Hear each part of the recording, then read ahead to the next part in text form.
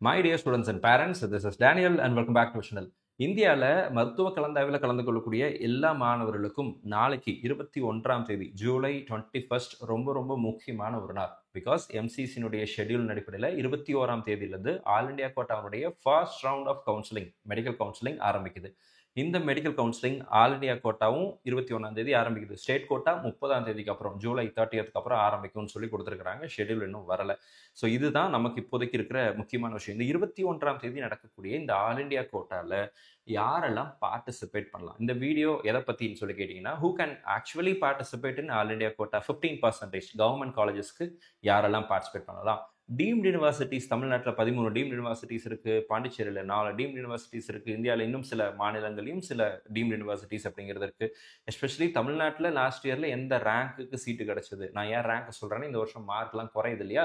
So போன வருஷம் எந்த ரேங்க்குக்கு சீட்டு கிடச்சிது மார்க்கையும் நான் காமிக்கிறேன். அப்போது டீம்டு யூனிவர்சிட்டிஸ் போகிறதா இருந்தால் எந்த ரேங்க் ரேஞ்சில் நீங்கள் இருந்தீங்கன்னா அல்லது எந்த மதிப்பெண்கள் அடிப்படையில் நீங்கள் இருந்தீங்கன்னா டீம்டு யூனிவர்சிட்டிஸ் பிளான் பண்ணலாம். எந்த மதிப்பெண்களுக்கு விட அதிகமாக இருந்துச்சுன்னா ஆல் இண்டியா கோட்டா 15% சீட்டு கிடைக்கிறதுக்கு வாய்ப்பு இருக்குது. அப்படிங்கிறது எல்லாத்தையும் தெளிவாக இந்த வீடியோவில் எக்ஸ்பிளைன் பண்ணுறேன். ஸோ இந்த வீடியோ கண்டிப்பாக உங்களுக்கு யூஸ்ஃபுல்லான ஒரு வீடியோவாக இருக்கும். இந்த வீடியோ ஸ்கிப் பண்ணாமல் ஃபுல்லாக பாருங்கள். Because government colleges second round, third round, fourth round all India quota result காமிக்கிறேன். டீம்டு யூனிவர்சிட்டியில் first round and second round difference என்னங்கிறத காமிக்கிறேன். ஸோ மறக்காமல் வீடியோ லைக் பண்ணிடுங்க. இந்த வீடியோ டெஃபினட்டாக உங்களுக்கு யூஸ்ஃபுல்லாக இருக்கும். அப்படி யூஸ்ஃபுல்லாக இருந்துச்சுன்னு நினச்சிங்கன்னா உங்களுடைய ஃப்ரெண்ட்ஸுக்கும் ஷேர் பண்ணுங்கள். ஸோ ஃபர்ஸ்ட் திங் நம்ம பார்க்க போகிறது என்னன்னு சொல்லி கேட்டிங்க அப்படின்னா, who can actually participate in All India Quota first round or second round or third round or fourth round? இந்த கவுன்சிலிங்கில் யார் பார்ட்டிசிபேட் பண்ணலாம்? ஃபர்ஸ்ட்டு 15% ஆல் இண்டியா கோட்டாவுக்கு காமிச்சிடுறேன். சரிங்களா? 15% இடங்கள். இந்த ஆல் இண்டியா கோட்டாவை பொறுத்த வரைக்கும் எந்தெந்த காலேஜஸ் எல்லாம் வரும் சார் அப்படின்னு சொல்லி கேட்டிங்க அப்படின்னா, யூஸ்வலாக நமக்கு வர்றது வந்து கவர்மெண்ட் காலேஜஸ். சரிங்களா? இந்தியா ஃபுல்லாக இருக்கக்கூடிய எல்லா கவர்மெண்ட் காலேஜஸில் இருக்கக்கூடிய 15% சீட்ஸ் இந்த ஆல் இண்டியா கோட்டாவில் வரும். அண்ட் டீம்டு யூனிவர்சிட்டிஸ் இருக்கு இல்லைங்களா, இதில் இருக்கிற 100% சீட்ஸும் இந்த ஆல் இண்டியா கோட்டாவில் தான் வரும். சரிங்களா? அதுக்கப்புறம் பார்த்தீங்கன்னா ஏஎஃப்எம்சி பூனே இருக்குது. ஏஎஃப்எம்சி பூனே இந்த காலேஜுக்கு வரும். எல்லா எய்ம்ஸ் கல்லூரிகளும் இந்த ஆல் இண்டியா கோட்டா கீழே தான் வரும். அண்ட் ஜிப்மர் இருக்கு இல்லையா, ஸோ ஜிப்மரில் இருக்கக்கூடிய ஓப்பன் சீட்ஸ் எல்லாம் ஆல் இண்டியா கோட்டா கீழே வரும். ஸோ இதெல்லாம் தான் நமக்கு ஆல் இண்டியா கோட்டாவில் வரக்கூடிய total number of seats. India ஃபுல்லாக ஆல் ஓவர் இந்தியா ஃபுல்லாக இருக்கக்கூடிய உங்களுக்கு வந்து மேலேருந்து கீழே வரைக்கும் கன்னியாகுமரி வரைக்கும் இருக்கக்கூடிய காலேஜஸில் செகண்ட் ரவுண்டில் எந்த ரேங்க் ரேஞ்சுக்கு சீட்டு கிடச்சிது அப்படிங்கிறது தான் இப்போ நீங்கள் ஸ்க்ரீனில் பார்க்குறீங்க. ஸோ இது வந்து இந்தியா ஃபுல்லாக இருக்கிற எல்லா இதுவுமே காமிக்கிறேன். 22,995 நீங்கள் ஓப்பன் கேட்டகரியாக இருந்தீங்க அப்படின்னா போன வருஷம் செகண்ட் ரவுண்டில் 22,995க்கு சீட்டு கிடச்சிருச்சு. சரிங்களா? ஓபிசி 23,000க்கு சீட்டு கிடச்சிச்சு. இடபிள்யூஎஸ் 26,000, எஸ்டி 1,25,000, எஸ்சி 1,25,000, எஸ்டி 1,55,000 ரேங்க்குக்கு சீட்டு கிடச்சிது. எஸ்சி அண்ட் எஸ்டி வந்து தமிழ்நாடு காலேஜஸில் க்ளோஸ் ஆச்சு. மற்ற காலேஜஸ் எல்லாம் பார்த்தீங்க அப்படின்னா நாகாலாந்தில் இருக்கக்கூடிய கவர்மெண்ட் மெடிக்கல் காலேஜில் சீட்டு குறைச்சது. ஸோ இது வந்து 15%. இந்த இடத்துல இருக்கக்கூடிய ரேங்க்குங்கிறது வந்து all India rank. This is not your category ரேங்க்கை நீங்கள் பார்க்க வேண்டிய அவசியம் கிடையாது. கேட்டகரி ரேங்க் இதை பற்றி சொல்லவே இல்லை. ஆல் இண்டியா ரேங்க்னு போட்டு உங்களுக்கு ஸ்கோர் கார்டில் ஒரு ரேங்க் போட்டிருப்பாங்கல்ல, அந்த ரேங்க். அப்போது நீங்கள் ஓப்பன் கேட்டகரியிலையோ அல்லது ஓபிசி கேட்டகரியிலையோ இருக்கீங்க அப்படின்னா நீங்கள் ஆல் இண்டியா கோட்டாவில் சீட்டு எடுக்கணும் அப்படின்னு நினச்சிங்கன்னா 23,000 ரேங்க்குள்ளே இருந்திருந்தால் போன வருஷம் சீட்டு கிடச்சிருந்துச்சு. இந்த வருஷமும் அதே மாதிரி ஒரு 23,000 ரேங்க்குள்ளே நீங்கள் இருக்கிறீங்க அல்லது ஒரு 25,000 ரேங்க்குள்ளே நீங்கள் இருக்கிறீங்க அப்படின்னா you can expect a government medical college under 15% all India quota. 15% all India கோட்டாவில் சீட்டு கிடைக்கும்னு எதிர்பார்க்கலாம். தேர்ட் ரவுண்டில் என்ன சார் ஆச்சு அப்படின்னு சொல்லி கேட்டிங்க அப்படின்னா, தேர்ட் ரவுண்டில் மார்க் இன்னும் கொஞ்சம் குறைஞ்சி. மார்க் வைஸ் பார்த்தீங்கன்னா 1 மார்க் 2 மார்க் தான் இருக்கும். ரேங்க்லையும் அதே மாதிரி வேரியேஷன் இருக்குது. ஓப்பன் கேட்டகரியில் 24,733, ஓபிசி 24,724, இடபிள்யூஎஸ் 28,702. ஓகேங்களா? And SC category 1,33,000, ST category வந்து 1,66,000. இது நாகப்பட்டினம், மற்றதெல்லாம் அதர் ஸ்டேட்ஸ். ஓகேங்களா? அஸ்ஸாமில் க்ளோஸ் ஆகிருக்கு, மற்றதெல்லாம் நாகாலாந்தில் க்ளோஸ் ஆகிருக்கு.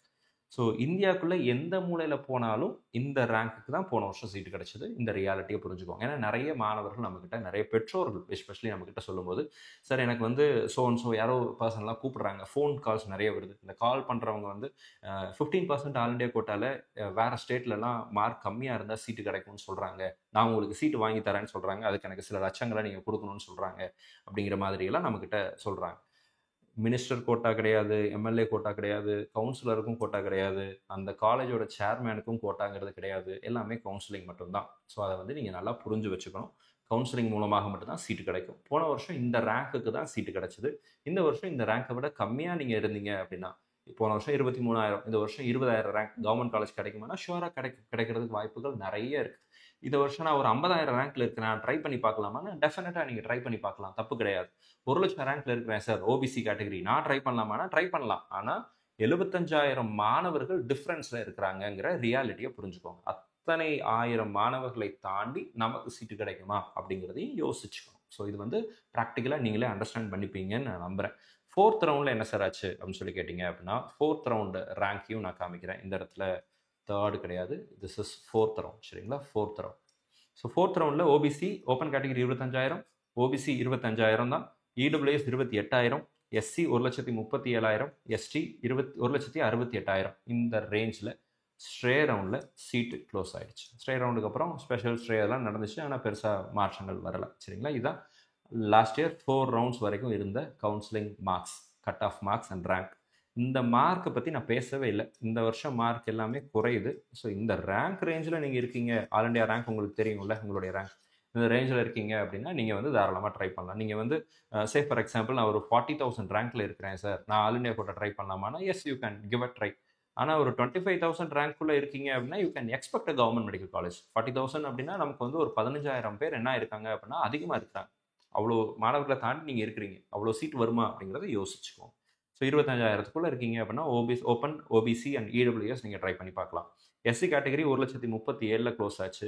நீங்கள் 1,50,000 ரேங்க்கில் இருக்கிறேன் அப்படின்னா ட்ரை பண்ணலாமான்னா ட்ரை பண்ணி பார்க்கலாம். ஆனால் 1,30,000க்குள்ளே இருக்கிறீங்க அப்படின்னா சீட்டு கிடைப்பதற்கான வாய்ப்புகள் அதிகம். சரிங்களா, 1,68,000 க்ளோஸ் ஆயிருக்கு. நான் 1,50,000 இருக்கிறேன் அப்படின்னா you can definitely expect government medical college if you are under ST category. ST கேட்டகரியில் நீங்கள் இருக்கீங்கன்னா ட்ரை பண்ணி பார்க்கலாம்.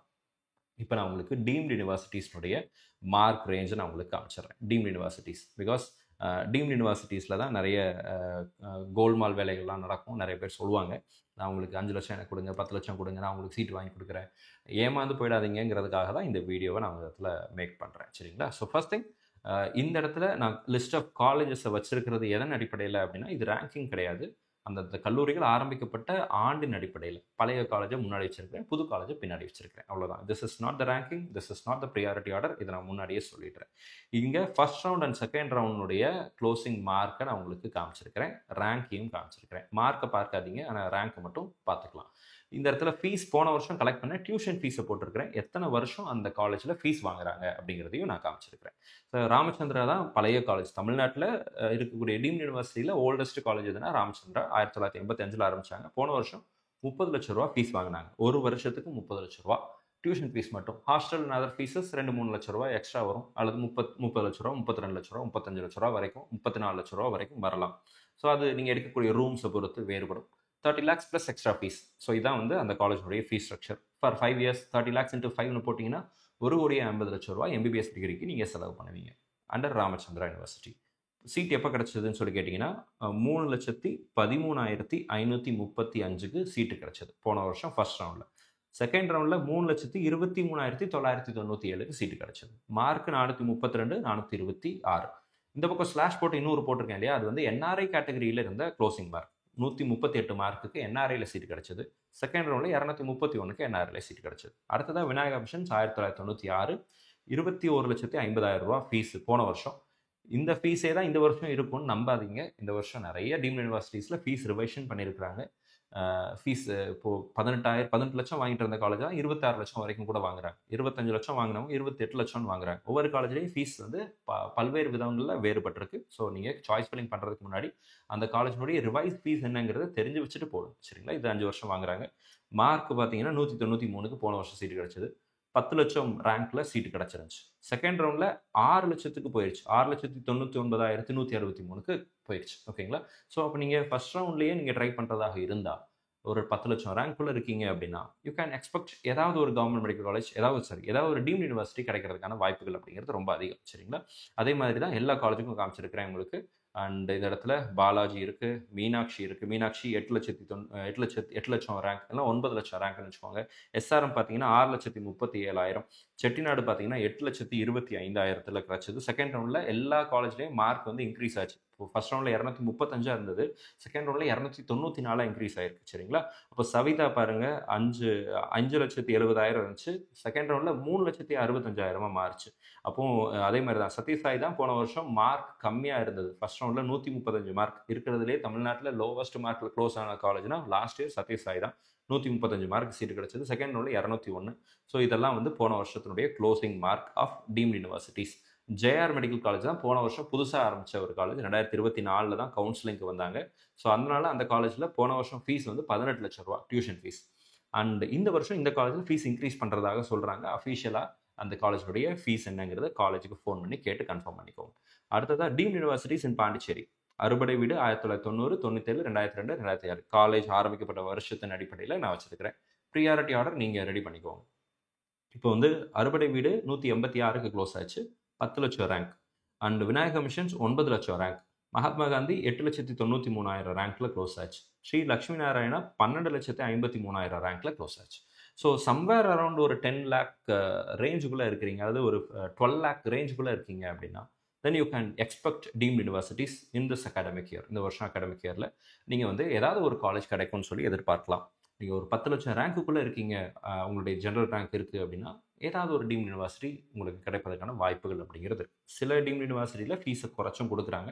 அதை பற்றின டீட்டெயில்ஸ் வேணும்னு நினச்சிங்கன்னா நம்ம வாட்ஸ்அப் சேனலில் நம்மளுடைய கூகுள் ஃபார்ம்ஸ் எல்லாம் கொடுத்துருக்கிறேன் டிஸ்கிரிப்ஷனில், நீங்கள் ஃபில் பண்ணுங்கள். நம்ம டீம்லேருந்து உங்களுக்கு கால் பண்ணி எந்தெந்த காலேஜஸில் ஃபீஸ் கன்செஷன் கொடுக்குறாங்கிற டீட்டெயில்ஸை உங்களுக்கு கொடுப்பாங்க. நீங்கள் அதனுடைய பெனிஃபிட்ஸை யூட்டிலைஸ் பண்ணிக்கலாம். ஸோ இந்த வீடியோ உங்களுக்கு யூஸ்ஃபுல்லாக இருந்திருக்கும்னு நினைக்கிறேன். யூஸ்ஃபுல்லாக இருந்துச்சு அப்படின்னு நினச்சிங்க அப்படின்னா மறக்காமல் வீடியோவை லைக் பண்ணிவிடுங்க. அண்ட் சேனல் இது வரைக்கும் நீங்கள் சப்ஸ்கிரைப் பண்ணாமல் இருந்தீங்க அப்படின்னா மறக்காமல் சேனலையும் சப்ஸ்கிரைப் பண்ணி வச்சுக்கோங்க. நம்ம சேனலில் பார்க்கக்கூடிய மாணவர்கள் மற்றும் பெற்றோர்களுக்கு அவங்க விரும்பின மருத்துவக் கல்லூரிகளில் இடம் கிடைக்கணும்னு சொல்லி உங்களுக்கு நானும் ப்ரே பண்ணிக்கிறேன். All the very best and thank you so much. வேறு ஏதாவது கேள்விகளோ சந்தேகங்களோ இருந்துச்சு அப்படின்னா கீழே கமெண்ட் செக்ஷனில் டைப் பண்ணுங்கள். அடுத்தடுத்த வீடியோவில் அதற்குரிய பதிலையும் பார்க்கலாம். All the very best and thank you so much.